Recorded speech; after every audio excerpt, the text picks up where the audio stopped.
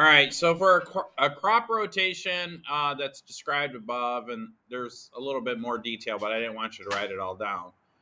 It says the number of years until a farmer grows alfalfa in both fields, again, is given by the lowest common multiple of 6 and 10. You could use one of two methods to find the lowest common multiple. Now, you probably did this a little bit in middle school,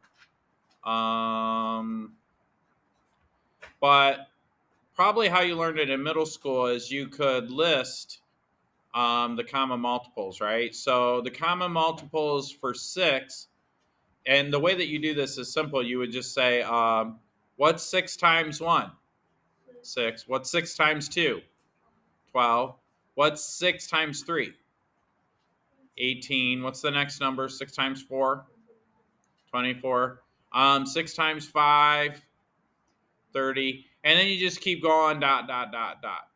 And then the next thing we would do is do the common multiples of 10. Now, if I was thinking, I usually list the common multiples of the bigger number first. So what's 10 times 1? 10. Next number? 20. And then 30. Now, it's called least common multiple. And so we're doing the multiples of these, and we want to find the lowest number that they share in common among the multiples, right? What is that number? 30. 30 is the one that they both share, and it's the lowest one. Now, if you keep going, 60 will be in there, right? But we want the lowest one. Now that you guys are in the big house here, an easier way to do this is think of the prime factorization of 6. What is that? 2 times 3, right? Are those both prime numbers? Yep. And then I've got 10, which is what? 2 times 5. Are those prime numbers? Yep. So now to write the lowest common multiple of those two numbers, you would say, okay, this one has a 2 and this one has a 2. So I don't need to list it twice. I just list it once. This one has a 3, so I list it once. This one has a 5, so I list it once. And I've gone through all the numbers. By the way, what's 2 times 3? 6. What's 6 times 5? 30.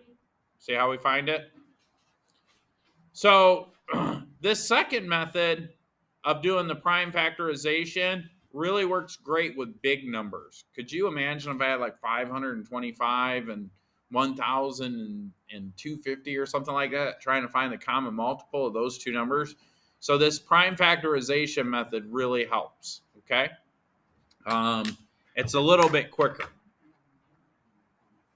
especially for bigger numbers. So I'll leave that up there for a second so you guys can finish writing it down. Does anybody have any questions?